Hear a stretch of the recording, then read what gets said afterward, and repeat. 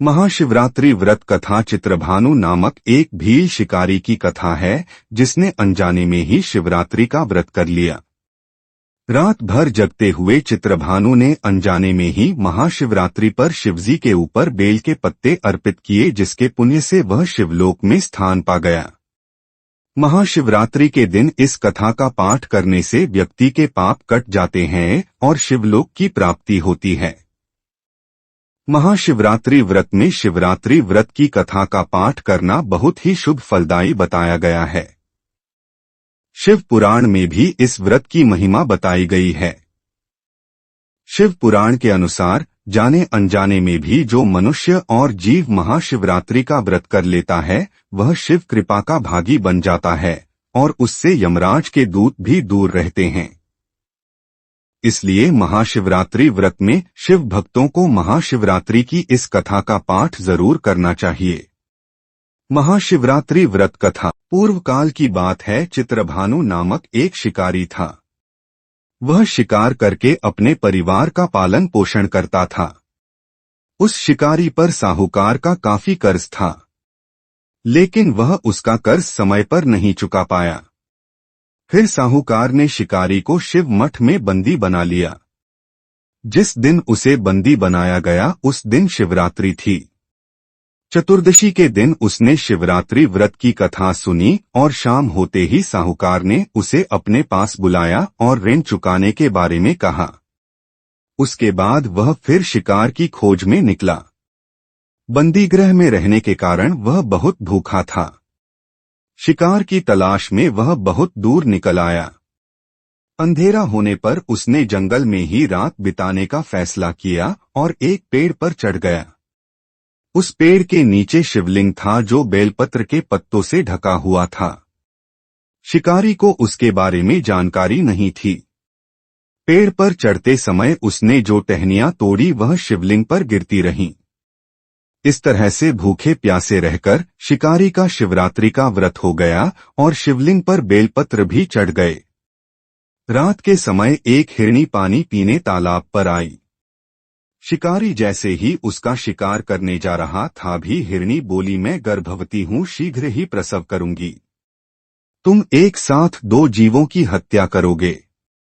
मैं बच्चे को जन्म देकर तुरंत तुम्हारे सामने आ जाऊंगी, तब मुझे मार लेना। शिकारी ने हिरनी को जाने दिया। इस दौरान अनजाने में कुछ बेलपत्र शिवलिंग पर गिर गए। इस तरह उसने अनजाने में प्रथम प्रहर की पूजा भी संपन्न कर ली। कुछ देर बाद एक हिरनी उधर से निकली।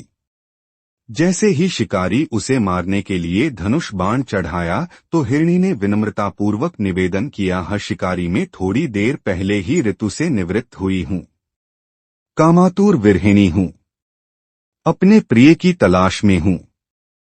अपनी पति से मिलकर मैं तुम्हारे पास आ जाऊंगी। शिकारी ने उसे भी जाने दिया। रात का आखिरी पहर बीत रहा था, तब भी कुछ बेल पत्र शिवलिंग पर जा गिरे। ऐसे में शिकारी ने अनजाने में ही अंतिम पर की पूजा भी कर ली। इस दौरान वहां एक हिरनी अपने बच्चों के साथ आई। उसने भी शिकारी से निवेदन किया और शिकारी ने उसे जाने दिया। इसके बाद शिकारी के सामने एक हिरण आया। शिकारी ने सोचा, अब तो मैं इसे यहाँ ने नहीं जाने दूंगी, इसका शिकार करूंगी। तब हिरण ने उससे निवेदन किया कि मुझे कुछ समय के लिए जीवनदान दे दो। शिकारी ने पूरा रात की घटना उस हिरण को सुना दी। तब हिरण ने कहा कि जिस तरह से तीनों पत्नियां प्रतिज्ञाबद्ध होकर गई हैं, मेरी मृत्यु से अपने धर्म का पालन नहीं कर पाएंगी।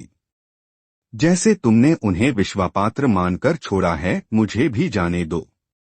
मैं उन सब के साथ तुम्हारे सामने शीघ्र ही उपस्थित होता हूँ। शिकारी ने उसे भी जाने दिया। इस तरह सुबह हो गई। उपवास, रात्रि जागरण और शिवलिंग पर बेलपत्र चढ़ाने से अनजान में ही शिवरात्रि की पूजा पूर्ण हो गई। लेकिन अनजाने में हुई पूजा का परिणाम उसे तत्काल मिला। थोड़ी देर बाद हिरण और उसका परिवार शिकारी के सामने आ गया। उन सभी को देखकर शिकारी को बहुत गिलानी हुई और उसने पूरे परिवार को जीवनदान दे दिया। अनजाने में शिवरात्रि व्रत का पालन करने पर भी शिकारी को मोक्ष की प्राप्ति हुई। जब मृत्यु काल में यमदूत जीव को ले जाने आए तो शिवगणों ने उन्हें वापस भेज दिया और उसे शिवलोक ले गए। शिवजी की कृपा से चित्रभानु अपने पिछले जन्म को याद रख पाए।